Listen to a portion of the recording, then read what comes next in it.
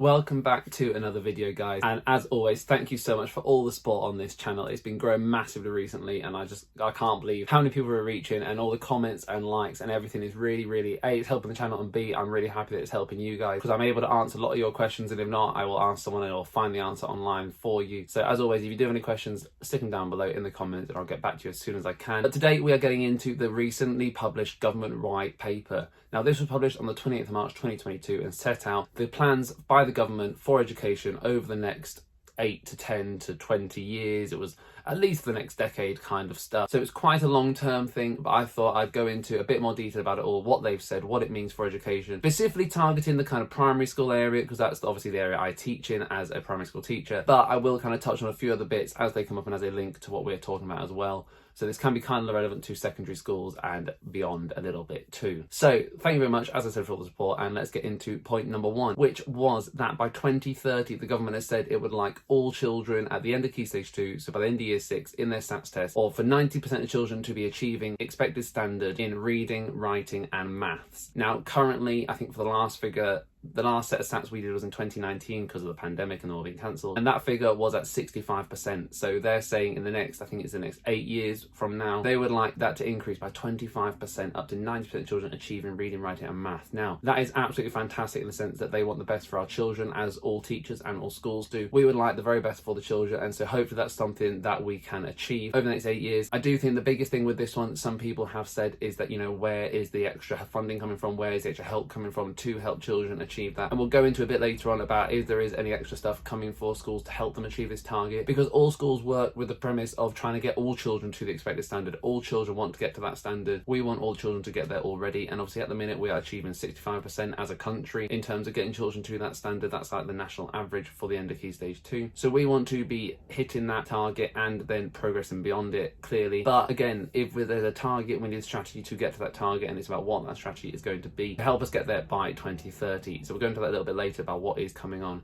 But that's point number one. That's kind of the major one you've seen in all the headlines and stuff, is 2030, 90% of children getting reading, writing and maths, which would be absolutely fantastic if we can get there, or even get beyond that and get up to everyone. But as you know, in reality, that is not always the case, and for various reasons, not all children do make that standard, but it's about all children can. That'd be amazing. Now, going into a little bit about that help, Nadeem Zahawi, who's the current Education Secretary, has said that all pupils that are falling behind will receive help. Now, he's not specified whether that's just the schools will help those children, as we already do, or whether that is extra help coming from the government to help these children, such as a national tutoring scheme that's currently getting started. It was a thing that came from the pandemic. It's about fixing the gaps and filling those gaps in where children have missed out on schooling, and we're currently benefiting from having a tutor in school for some of our Year 5 and 6 pupils, and so far it's been going really well for them. So that kind of thing could be something that he means about will receive help. We don't really know yet. Obviously, I'm sure more details will come out in the coming days, weeks, months, maybe even years. But again, it's about what help will they receive. He said they will receive help, but we want to know what kind of help that will be. Now, he has made a really good point this way. It does touch on secondary schools a bit, is those children that don't have those secure foundations in primary school make secondary school so much harder. When they get to secondary, they do have Year 7, 8 and 9 before they start their GCSE years, but if they don't have the foundations right, and if they don't have those kind of real secure building blocks to build on from the primary school and from foundation, Key Stage 1, Key Stage 2, then it makes Year 7, 8 and 9, it makes GCSE, it makes A-level, it makes everything seem so much harder for them, because they've already got work to catch up. They're already a bit behind on where they should be, and that just makes everything really struggle because of the standardized testing system, and how when they get to Year 11, everyone sits the same test, the same way they do at the end of Year 6, the same way they do in Year 12 and 13 with A-levels. It's a standardized testing system. It's not built to fit pupils, it's built to fit the system, and the pupils have to try and fit themselves into that system. Now,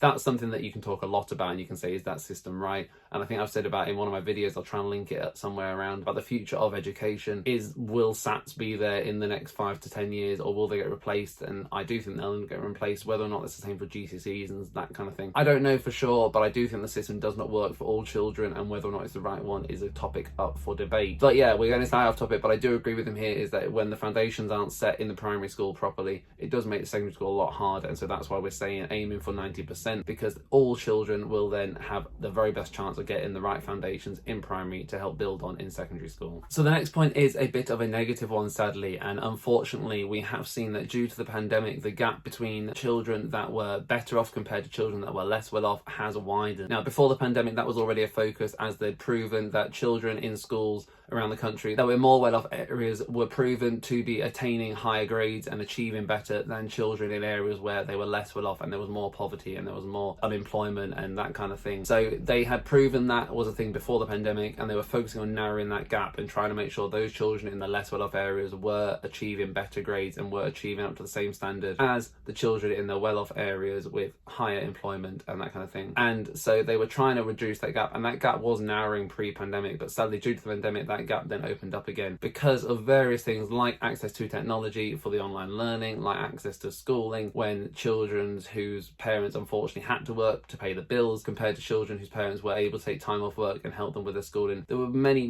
really difficult decisions that had to be made during the pandemic, and I was fortunate enough to be in a position where I was in stable employment because I was a teacher. And I think during the pandemic you saw a lot of parents really struggling with how to balance working and helping their children through school as well from learning from home, and it was a really tough time, and sadly that gap then widened out again. So it's about, now they've noticed in this white paper that gap is now wider, how do we go about narrowing that gap again? And as it is something schools have done before, hopefully it's something we can do again, but it's about how do we do that and how can we focus on narrowing that gap and how can we do that as quickly as possible to help all children. Again, now we've got that target of 90% by 2030, how can we get all children up to that expected standard as quickly as possible, and in a way that they will then be able to maintain through their transition from primary to secondary school. So the next one I wanted to mention is that the government has said by 2030, again, all schools should have joined an academy, so be part of an academy trust or be in the process of joining one by 2030. Now that's something that is already happening in the vast majority of schools, or so I thought, across the country. We'll go into how many it is actually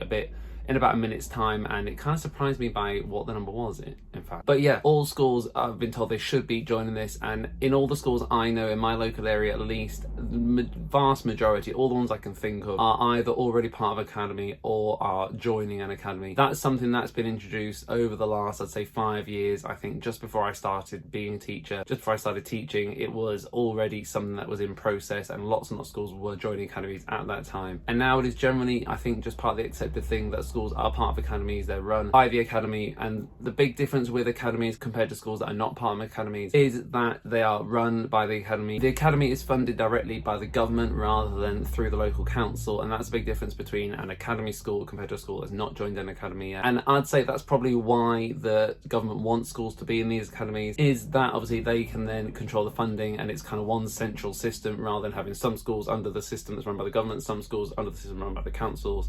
Private schools are obviously a whole other matter as well. And it's right now, it's just a bit of a mix of all sorts of different things. And I think they just want one smooth system that will work for everybody. Now, again, whether or not that's a good thing depends on whether or not you believe academies are a good thing. I think some academies are amazing and work really well. I think other academies sometimes don't. I've never had a problem with the academy that runs our school. I think they are doing the best for our children and they do really well. And I'm very happy with where I am. So that all seems really good. But I've not experienced the other side of academies where I've seen other academies can sometimes not be the best thing for the school where they've gone to work in. So yeah, whether or not you believe in those, again, something up for debate, but that's something that by 2030 all schools should be part of. Now, as I said earlier, I was surprised by the figure of schools that actually are already academies. From my experience in my local area and the schools I've worked in before, every single school I know of is either already part of academy or is in the process of joining an academy or is about to join an academy, and it seems to be the way things are going in my area. However, what shocked me was that the number of schools, or the percentage of schools that are already part of academies, is only 39%. Now, that is split between primary and secondary, so because most of that percentage is secondary schools, actually 50% of all pupils in England go to a school that is run by an academy. But yeah, only 39% really shocked me.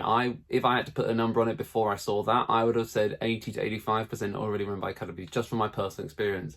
And that shows just how much education is different in different areas around England. In my area, I think the number of 80 to 85% is probably about right. However, obviously in other areas, that figure must be way lower than that. And to make a national average of just under 40%, that shows just how much of a range of education you can get from one area to the next. And that's why it's really important, as I with all myself, when you're applying for a job, look in your area and see if it fits you. And if not, look in other areas, see what works best for you. Because it can be such a massive change just from one school to the next, never mind one council to the next council area, one county to the next county.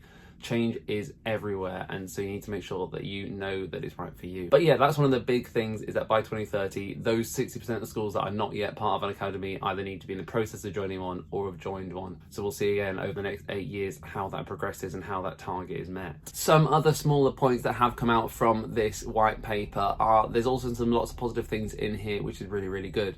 So first of all, they have again committed to raising teacher starting salaries to £30,000, up from the current level of, I can't remember what it is, but I have done a video on it recently, so I'll try and link that up there somewhere. Do go check it out. But yeah, they're going to raise them up to £30,000. I think it's by 2024. They're also going to make the Oak National Academy, that helped out loads of teachers through the pandemic. It's going to be a government body. It's going to be built up and really expanded, and hopefully will help teach in the future as well. Now, I've not used a lot of that, so I'd love to hear what your thoughts are about if you used it through the pandemic or anything on placements in schools. So I'd love to hear about it. But yeah, I think expanding that, more for teachers, more help for teachers, always a good thing. And they're also going to offer funded training to all schools to have a mental health lead in schools. And again, that's just something where, because of the pandemic, everyone's realised actually it's really important to look after our well-being and our mental health. And so again, that's some brilliant funding for schools to help us out and help all the teachers and everyone who works in schools out. So yeah, I think there's a lot in there that's really, really positive. There's some question marks over how things are going to be achieved, but if in 10 years time all those things have been achieved, or you know what, schools will be a much better place, children will be much better off, and it's all lots of good things. So yeah, thanks for watching, guys. Hopefully that's explained it a little bit more to you, and as always, a new video on a Tuesday, Friday and a Sunday, and I'll see you very soon.